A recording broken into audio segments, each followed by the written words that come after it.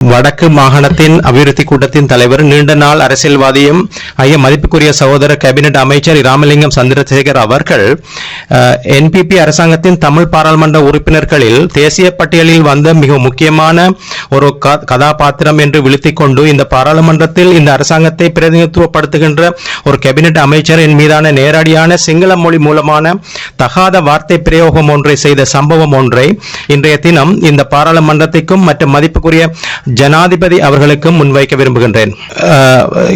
எனவே இந்த சட்டம் பாராளுமன்ற சிறப்புரிமை மீறுவதாகவும் அமைகின்றது. பாராளுமன்ற சிறப்புரிமைகளை மீறுவதாக அமைகின்றது.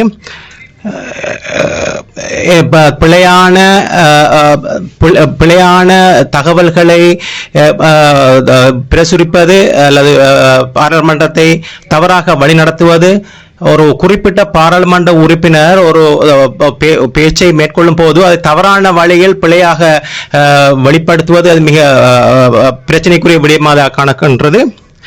கௌரவ ராமலிங்கம் சந்திரசேகர் பாராளுமன்ற சிறப்புரிமைகளை மீறி இருக்கின்றார். இந்த பாராளுமன்ற நடவடிக்கைகள் கூட அவர் குந்தகம் ஏற்படுத்தி இருக்கின்றார். எனவே இந்த சபைக்கு நான் இந்த பிரச்சனையை முன்வைக்க விரும்புகின்றேன். நன்றி.